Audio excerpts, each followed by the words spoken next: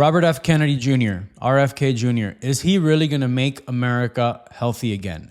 This is not a political video. This is a video about me, who is very, very passionate about health and discussing what could potentially happen if he does get,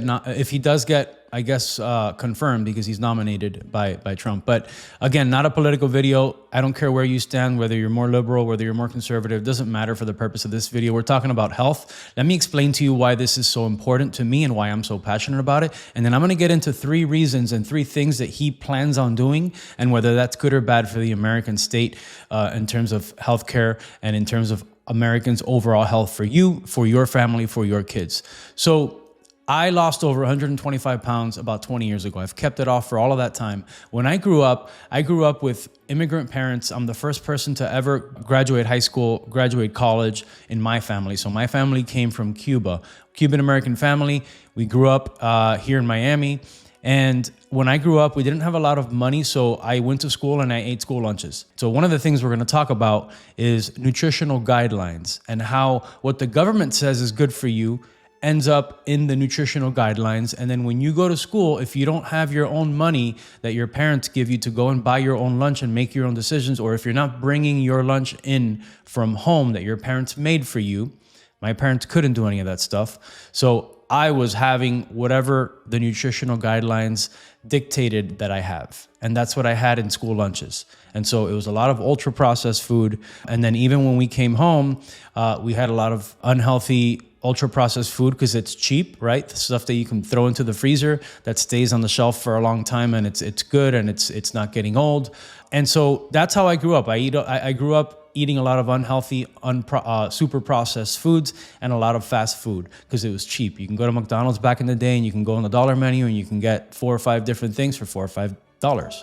And so that's what made the biggest kind of financial impact, was being able to buy cheap foods. And that's what my parents did because that's the only thing that they could do. They weren't making a lot of money when they first got to this country. Going back to RFK Jr. and his nomination as Secretary of Health and Human Services, he's outlined a lot of different things that he wants to do. I want to talk about 3 main things. If you want to wait till the end of the video, I'll mention what I think in terms of vaccines and stuff like that, because I know that that's the really political thing, is the vaccine talk. And so I'll get into my opinion on that at the end in terms of what I know about what he said. But I want to talk about 3 different things. The first thing that I want to talk about is he has mentioned, and this is all according to either Politico or Reuters. So this is just news information that he's put out there that in terms of his initiative. So one of the things that he's mentioned is overhauling the U.S. public health system. And so when I hear that someone wants to overhaul the U.S. public health system, I think, you know what? Good for them. Because the United healthcare system, the U.S. healthcare system is really, really good at acute healthcare. What is acute healthcare? That's if you break your arm, if you have a heart attack, if you have a stroke, okay? They're really good at going and making sure that your arm is okay, going and making sure that you have emergency heart surgery, emergency brain surgery, whatever it is that you need to get you back to being okay again after that acute event that you just had. I'll tell you what the U.S. healthcare system is very, very bad at.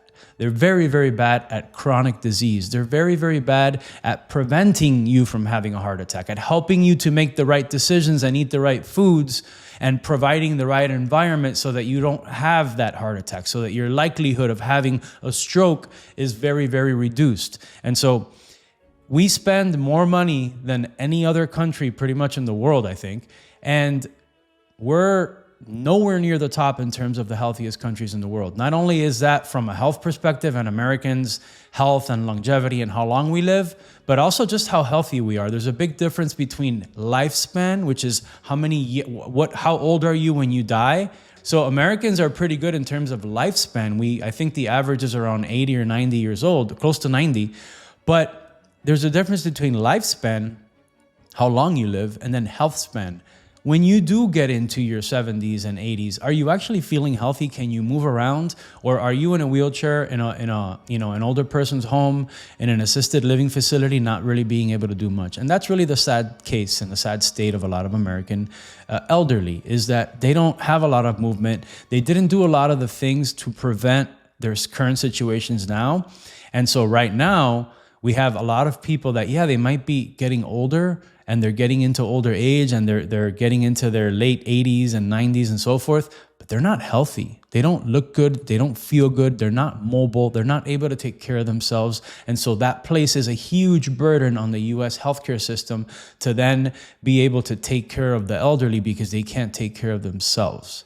Whereas if you look at other countries like Italy, like Spain, a lot of these European countries, people grow old, but they have, you've heard of these blue zones, right? You know, even in Japan and Okinawa and Costa Rica, like they have these different places around the world where people get old, but they still are functional. They're mobile. They're able to walk around. They hang out with their friends. They talk. They have a good time.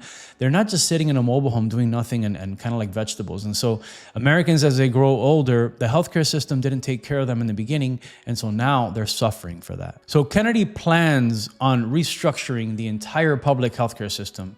And one of the things that he wants to do that, one of the ways that he wants to do that is to make sure that he eliminates certain things. So things like his agenda, and I'm going to read this straight from some notes I have here. His agenda is to eliminate or ban pesticides, genetically modified organisms, GMOs, cracking down on food chemicals, additives, and revisiting vaccine approval processes. So we'll talk about that at the end. But think about this. He wants to make sure that there's certain pesticides that don't end up in our foods. Well, let me tell you, there's a lot of pesticides that end up in our foods that are banned in other parts of the world. Why is that? Why is it that we allow our foods to be sprayed by certain pesticides that are banned in places, other places in the world? That's a question that we got to ask ourselves. And does that impact our health in a positive or negative way? So I'm excited about that. I'm excited about removing some of these pesticides from our food, not only for my sake, but for your family, for your kids growing up here in the next 15, 20, 30, 50 years. Like, you want to make sure that that stuff is taken care of. Another thing is cracking down on food chemicals and additives. So big corporations want you to buy more food, and big corporations want to make it very cost effective. So what they do is they add a lot of additives to stuff so that they're shelf stable, so that the food that you buy has been on that shelf and it can be on that shelf for 2, 3, 4, 5, 6 months and it's not going to expire. How do they do that? Natural food is going to expire and it's going to rot and it's going to get bad and it's going to get moldy and you're going to have to throw it out. How is it that the foods stay on those shelves in the supermarket for so long without going bad? It's because they add preservatives and additives. Preservatives and additives that are not included in food in other parts of the world, such as Europe, for example. So we have to, again, ask ourselves, there's pesticides that we're putting into our food that aren't allowed and are banned in other countries. There's additives and preservatives that are put into our foods that are not allowed and banned in other countries. What does that say about us? And so I think it's at least worth a look into what is it that we need to fix there, and what do we need to ban, and what is okay, and what kind of scientific evidence do we have to look at with an unbiased kind of magnifying glass to make sure that we understand, is this good or bad for us, and do we need to take this out of our food supply? The second thing that RFK Jr. wants to do is he wants to address chronic disease. As I mentioned, we're really, really good at making sure that we fix the broken arm, fix the heart attack, do the open heart surgery. We're the most advanced in the world, probably. I don't know if that's true or not, but I feel like we're pretty advanced. If you're from a country that has more advanced stuff, I'm sorry. But I know that the US is pretty good at these acute surgeries and these acute healthcare situations. But we're not really good at managing type 2 diabetes. We're not really good at preventing people from getting into what we call metabolic syndrome, which is, that thing that's going to eventually get you the heart attack or the stroke. High blood pressure. Everyone that's older than a certain age has high blood pressure. We have so many people with liver problems. When you look at people's blood work, the blood work is all over the place, right? Whether it's high blood pressure, whether it's elevated liver enzymes and people getting non-alcoholic fatty liver disease because they're eating too much sugar. There's a lot of different things that play into this, but addressing chronic diseases is one of the best ways that we can prevent people getting sick. It's by getting ahead of it. It's by preventing it, by being preventative toward these chronic diseases. So things like, again, heart attacks, things like stroke, things like lung diseases and other chronic respiratory diseases, all of these things can be minimized and reduced and even prevented sometimes if we do the right things, if people are eating the right foods, if they're eliminating certain chemicals from the food system and from the health system. And the other thing is we have to realize that there's a lot that goes into the pharmaceutical industry, and there's a lot that goes into what RFK Jr. wants to do with banning, for example, commercials, right? Every time that you're on TV, that you're watching TV and you see a pharmaceutical commercial, why is it that a pharmaceutical company is allowed to promote their product to me if I still have to go to my doctor, and my doctor should be able to evaluate and diagnose and tell me, hey, this is what I think you should be taking? Why is it that the pharmaceutical industries have so much influence on what the doctors are providing to you? And so when you go to a doctor, it's no longer the doctor seeing you and saying, hey, I think you should take this. It's the fact that there was a pharmaceutical rep in that doctor's office 3, 4, 5 times a week telling them, this is what you should give your patients. This is what you should give your patients. Please use our product. We're going to give you incentives for you to push this onto your patients. And then all of a sudden the doctors have a conflict of interest, and they have all of these drugs that they're giving their patients. And I'll give you a perfect example. I have a client that lost about 10 or 12 pounds, and his liver enzymes, when he came to me, had non-alcoholic fatty liver disease, like the beginning stages of fatty liver disease. 3 months into working with me, he had reduced those numbers, and his ALT was back in the normal ranges. And so that fatty liver disease was kind of going away. He went to his doctor. His doctor said, wow, you look great. You've lost some weight. This is great. What are you doing? He said, well, just in case, here's a prescription for Ozempic, for semaglutide, the weight loss drug that everyone's taking. And he said, well, no, I'm losing weight on my own. Like, I'm working with a health coach. Like, I actually don't need it. And so that's just a perfect example of how there was probably someone that was in that doctor's office saying, hey, look, here's some Ozempic, some semaglutide, whatever drug, fill in the blank. Here's what you can give to your patients when they come in for this, and that.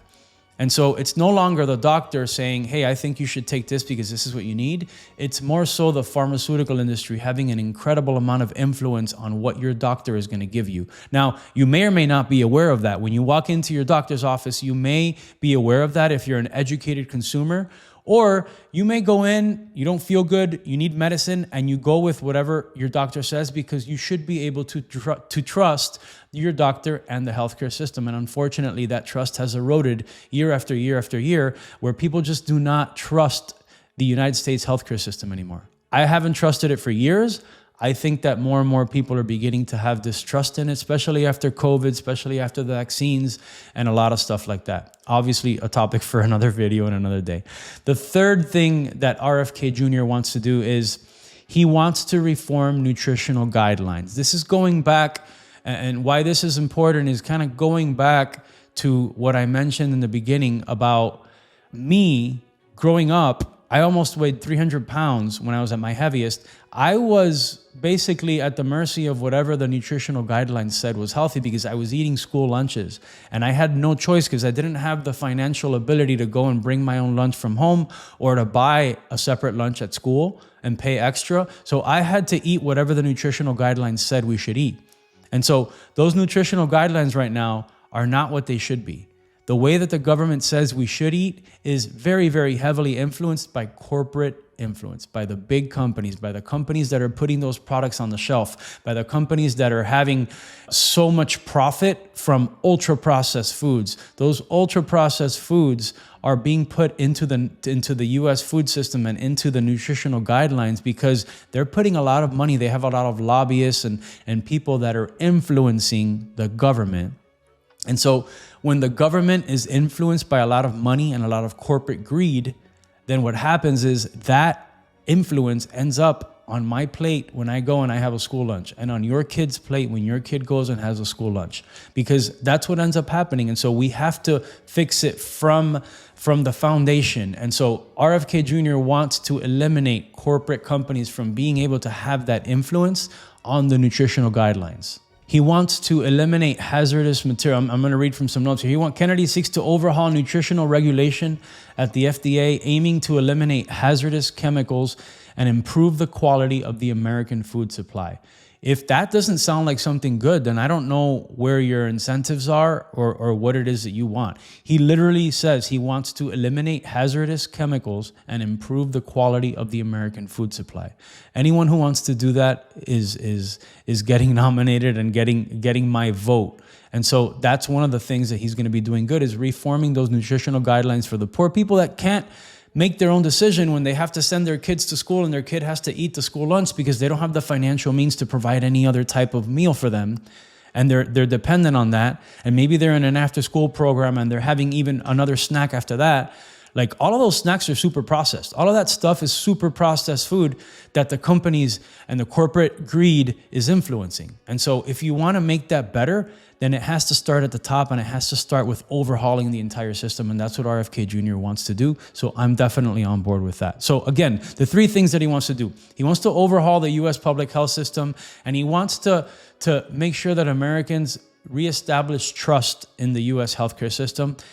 He wants to focus on addressing chronic diseases. So not only being good at, when you break your arm, giving you a cast or whatever, or when you need a heart attack, getting the right procedure in place. Yeah, that's great. But we also need to prevent people from getting heart attacks. We need to prevent people from getting strokes. We need to prevent people from getting these chronic diseases and these risk factors and high blood pressure, instead of just putting everybody on some kind of medication. We need to prevent that stuff. And then the other thing he wants to do is he wants to reform nutritional guidelines, and he wants to make sure that those nutritional guidelines are in line with what science says is healthy for us, for you, for your family, for your kids. And so I think that these three things are very positive things. Again, this isn't a political video, but this is my opinion as a health coach that was a 300-pound person that struggled with trusting the US healthcare system. I couldn't go and trust the government in order for me to lose weight. I had to learn the information myself, and I had to go out and I had to seek the information, and I had to take my health into my own hands, because if not, the government wasn't going to help me do that. And so RFK Jr. is someone that I can see going in and changing a lot of that, so that the people that don't have the means to go and learn themselves and go and take health into, their own hands, and the people who can't go and hire a health coach because it's too expensive and they don't have the means to do that, those people are going to be taken care of because the government's going to have their best interests at heart. And I think that RFK Jr. could be someone who can implement a lot of those changes in a positive way. Now, let's talk about the vaccines, because I know that that's something that everyone hears about. What I understand that RFK Jr. wants to do from a vaccine perspective is he's not anti-vaccine. He just wants vaccines to be researched in the same way that pharmaceutical companies have to research a drug. So the FDA has certain protocols that you have to go through in order to have a drug get approved so that humans can take it, right? They have to go through a certain amount of different trials and research studies to make sure that the drugs are safe and effective and so forth, and they're not going to hurt anybody. He just wants the vaccines to go through that same protocol. Apparently, the vaccines right now do not go through that protocol. I know with COVID, things were accelerated because of the state of everything going on, but vaccines don't have the same mandatory protocols as regular pharmaceutical and nutraceutical drugs do. And so he's just wanting people to be protected and people to have a choice. And that's not in place right now. And so I don't see that as a bad thing. If you're gonna mandate that vaccines get studied a little more and that we understand them a little better before we're forced to take them, and that we have actually a choice and not forced to take them for you, for your kids, for your family, then I don't think that that's a bad thing. So these are my opinions only as a health coach, as someone who struggled with the American health system and realized that I couldn't trust it to get healthy. So I had to take my health into my own hands. Now I help other people do the same thing. I help people realize if you want to be normal, you're going to be overweight. 75% of the US is obese and overweight. And so we can no longer trust the US government to help us. It's obviously not working. We have to do something different. I think RFK Jr. provides, hopefully, the person that can go in there and change things up and mix things up and really make America healthy again. So I hope that he does it. I hope that everything that he does is positive, and I hope that it helps myself as well as my family, and your kids. If you have any comments, I know this is a controversial subject right now. If you have comments, questions, go ahead and put them into the comment section. What do you think about what he's going to implement? I'd love to hear whether it's good or bad. I want to hear your comments. Again, this is my opinion coming from a health coach. And then if you like the content, if you want to hear more of this stuff, I try to put a few videos up every week. Subscribe. I have a ton of links on the bottom. I have a free weekly Saturday morning newsletter that I send out That's basically my perspective on health, mindset, and nutrition and weight loss and muscle building and lifestyle, just all of those things combined, because everything kind of works together. If you want to get weekly insights on that stuff, mindset.eddieroselle.com. The link is in the description, as well as I do have limited coaching. I work with a limited amount of clients. If that's something you're interested in, the link is also in the description. And then I have a few other free resources. And I also have, if you're in sales in any capacity, and most people do some kind of sales, whether you're actually in a sales role, a realtor, anything that you do is usually typically around sales. You're selling something, you're selling yourself, you're marketing something. I have an actual ebook that I created, the Fat Loss Blueprint for Salespeople. And it's really, I'm giving it away for basically nothing. It's like $10. Link is also in the description. I'm happy to see your comments. I'm excited to see the good and the bad. And until next time, see ya.